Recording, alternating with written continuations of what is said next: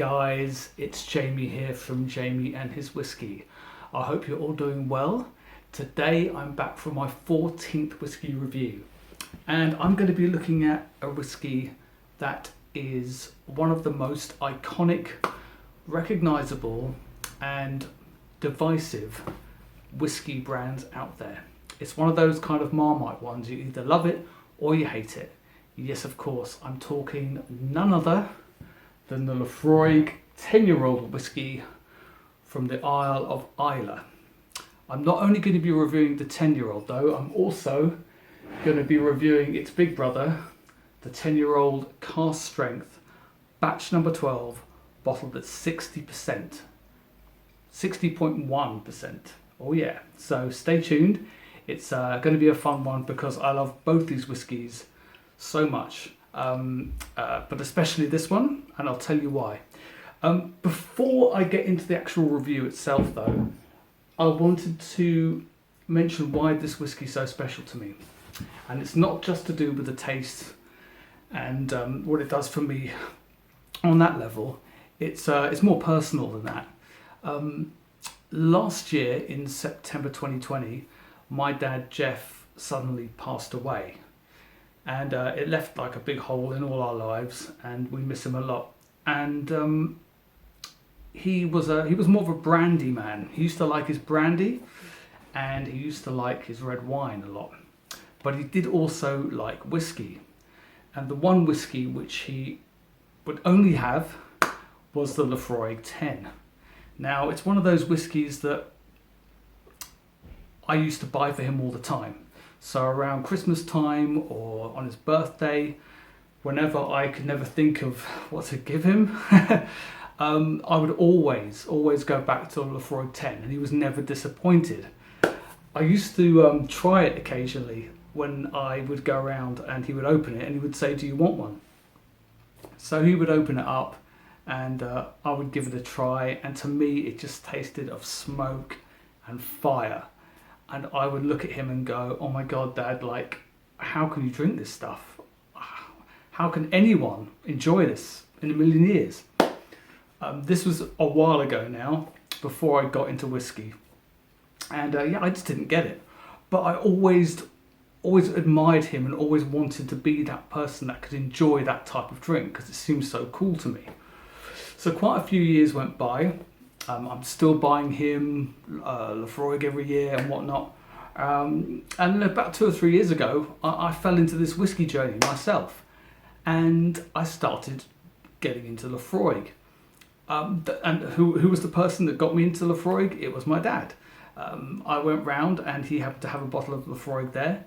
And I said, "Oh, listen, Dad, it's been years since I've tried some. Maybe I'm up for it again because I've been getting into whiskey. And I want to see if it's anything like I remember."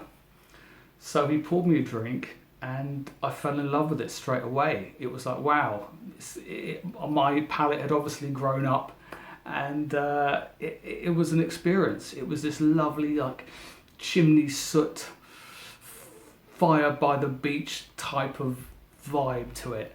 And I was just in love with that, in love with the Laphroaig straight away, which was strange to me and very surprising, but I thought it was brilliant. And about 2 or 3 weeks later, I went out and bought myself a bottle, opened it up, got that lovely, beautiful TCP smell and that ash and that medicinal quality to it. And I found getting through that first bottle was always a bit of a challenge for me, but an enjoyable one nonetheless. So yeah, thank you, Dad, for introducing me properly to Laphroaig. And I whenever I drink this whiskey, I always in my head raise a glass to him, and it's a really special whiskey to me because of that. Now, while I'm talking about my dad, I just wanted to mention that he was a musician as well as a whiskey lover. He was in a band called Grapefruit, which were they were the first band to be signed under the Apple Publishing label back in the late 60s. And he was a great drummer, and that's been passed down to me. I'm a drummer too, and a musician and a songwriter. So it still lives on in our family through my brothers as well, and my cousins. He still lives on through all of us via the music and of course the whiskey. Yeah, so if you want to check out my dad's music at all, you can go onto Spotify or YouTube. You can type in Grapefruit or Grapefruit Band, and there were lots of hits that they produced in the late 60s. There was Dear Delilah, Come On Marianne, Elevator, amongst others. So yeah, please do check it out if you like 60s, big poppy 60s melodic songs with loads of lush harmonies all over the top. So yeah, this review is for you, Dad. Laphroaig 10. So let's get on with the tasting of it. So first of all, I'm going to try with the original 10-year-old, which is bottled at 40%. It's been coloured and it's been chill filtered, as far as I'm aware. So on presentation, this gets a 1 out of 4. However, when you open it up and smell of the thing, oh, it's so good. It's immediately got this TCP quality to it, which so many people talk about. It's also got a beautiful sweetness to the nose, a real rounded sweetness. It just blends in so well with this maritime quality. This note of the sea and the salt, seaweed, bonfire by the beach. It's a very medicinal peat. There's quite a bit of ash in here as well, and it's a very, very full, rich, rounded nose. Now on the palate, it's not as full on as some people might expect. You know, when they smell it, they think, oh my God, this is going to be something like really, really strong on the palate, and might be quite harsh. But Laphroaig is surprisingly smooth. Now, in my opinion, I think it's almost too smooth. It's too watered down at 40%, and it could really benefit with being at a higher ABV of, well, in America, you lucky things, you get it at 43%. But here in the UK, we get it 40%. It's not fair, and I don't think it's right. But there we go. And that 3% will make a huge, huge difference. So if you're getting it at 43%, you are getting a better product. Just end of story. Anyway, I'll stop talking and try a bit.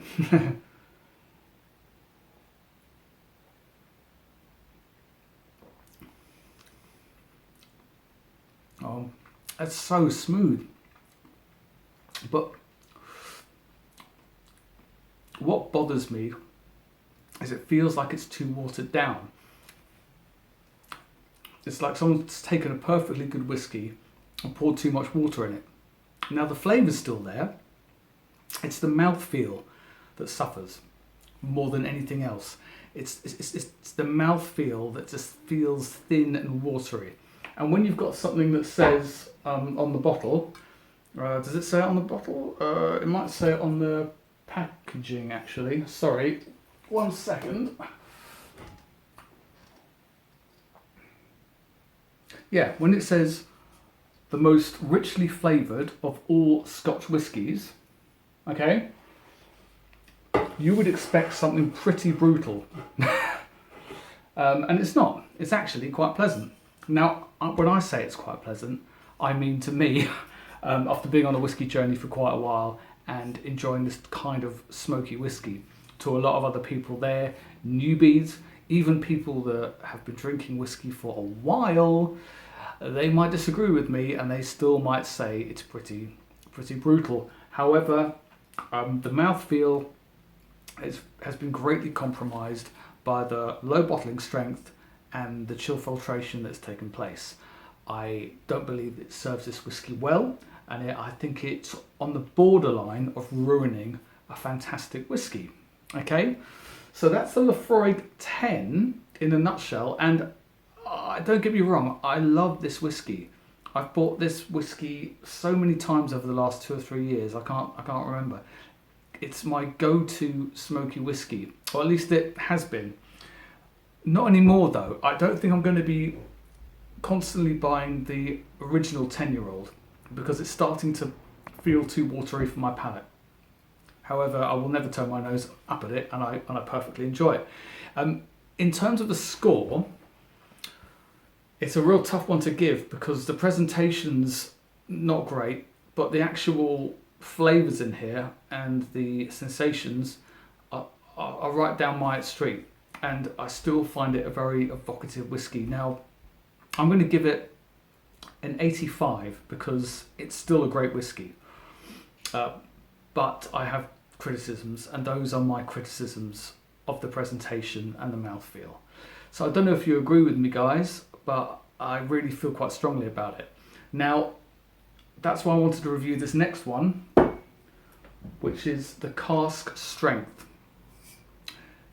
Same product, but basically taken out of the cask and not filtered down at all.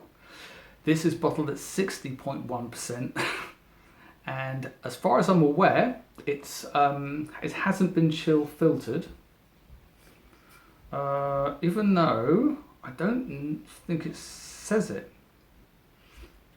Sorry, my mistake. Yeah, it's been barrier filtered only. Okay, so it's had the most basic form of filtering, and bottled at natural cask strength. This gives a depth of genuine tasting and texture normally associated with sampling a whiskey at its source. So we're definitely going to be getting a better whiskey, a completely different whiskey, a whiskey that tastes like Laphroaig should taste. Now at 60.1%, it's going to be strong, it's going to be fiery. So when you put your nose to it, it's very surprising that it doesn't burn your sinuses. It's actually very surprising that it's quite pleasant on the nose. So you're thinking, what's going on? 60.1%, wow, it's got to be strong. When you taste it,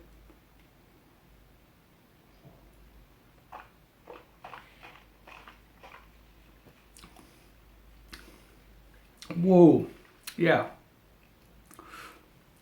it punches you in the face. But it's still drinkable. Believe it or not, it's still drinkable. Yep, and at 60.1%, the alcohol is too high to let the nuances of this whiskey come to the fore. So what you're doing is you're tasting a hell of a lot of alcohol and smoke and some sweetness, but that's kind of all you're getting. So with my trusty spoon, I'm going to add, I'll tell you what I'll do. Hang on. No, that's cask strength. Okay, so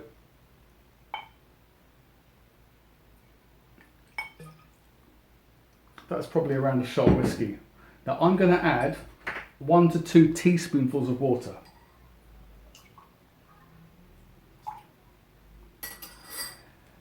And this really, really, really will help this whiskey. Now, for me, the sweet spot is watering this whiskey back down to about 45, 46%. And at this percentage, it brings out these incredible aromatic, herbal qualities. It only does that once you've added the right amount of water, mind you. If you underwater it, probably down to only 50%, something like that, you're going to get a slightly watered down version of what you tasted originally. But to get it down to around the 45, 46% mark, which I think this whiskey is perfect at, you all of a sudden, you get this beautiful balance between the herbs that you would put on your chicken, your roast dinner, your roast chicken in the oven, herbs you would get in, let's say, stuffing, these aromatic cooking herbs that just all of a sudden just spring out of the glass and balance perfectly with the sweetness that Laphroaig can offer. Don't get me wrong, Laphroaig is much more than just a smoky maritime whiskey. It has this amazing sweetness, which can vary from this citrusy sweetness and this lemon citrus. And when I say lemon, I don't mean fresh lemon. I mean, like lemon spray, like you'd spray in the kitchen, like cleaner. I'm serious. But at the end of the finish of this whiskey, you get this lovely milk chocolatey, toffee, salty finish. And it just comes after this beautiful experience you've just been on of this aromatic, herbal note balancing out with this maritime, coastal quality. This ashy medicinal peat, seaweed, seashore flavour, and this lovely sweetness that then at the end just transformed into this lovely chocolatey, toffee, salty goodness on your lips and at the end of your tongue. Sorry, I'm doing most of this from memory without even tasting this because I've had so much of this recently and I know this whiskey so well. I don't have to sit here and go all through the nuances with you as I taste it. Oh wow, yeah. This whiskey at cask strength is incredible. This is how Laphroaig should be. I wish my dad had an opportunity to try this because it really, really is so good. Now, in terms of price for these two whiskies, the Laphroaig 10 comes in between £28 and £40 in the UK. So you can get it on a deal for the £28 range. But most of the time you'll see it sort of, priced for about £35 to £40. Now the Laphroaig 10 cask strength is quite a bit more at 70 quid. Now, is it worth that extra money? Definitely. £70 is a lot of money. So I appreciate that you're not going to be going out and buying this every month. It's a lot of money. So in terms of something as a treat for yourself, as a birthday present or a Christmas present, is perfect because you're really getting Laphroaig at its purest and how it should be. It hasn't been chill filtered, so you're getting the mouthfeel, you're getting more flavour, you're getting a much more unique experience all around. So yeah, 70 quid's a lot, but for a cask strength whiskey at 60%, I think it's definitely worth it. And I would score this whiskey a very respectable 91 out of 100. So that was 85 out of 100 for the Laphroaig 10 and 91 out of 100 for the cask strength. Guys, thank you so much for watching. Sorry for nabbering on a bit too long today. I just thought I would take this opportunity to talk about why Laphroaig was so special to me. And maybe leave in the comments why it might be special to you and what you love about this whiskey, or what you hate about this whiskey. It's one of those. And as a final note before I go, actually, even if you've tried this whiskey before in the past and you haven't liked it, please don't be afraid to go back to it and give it another try. As we get older, our palates change, they evolve. There's so many things that I love now that I used to hate when I was younger or when I was a kid, and that goes for food and fine wines and spirits. And I really, really, I can't stress that enough. So don't be afraid to experiment and try things that you didn't like before. You'll be very surprised with this one. There's a lot more going on under the surface than just smoke and fire. There's a lot of sweetness and amazing subtle notes which you can pick up, especially on the cask strength whiskey. Okay guys, thanks for watching. This is Jamie and his Whisky signing out again. Please feel free to like, share, subscribe, and I'll see you guys next time. All the best. Take care. Bye bye.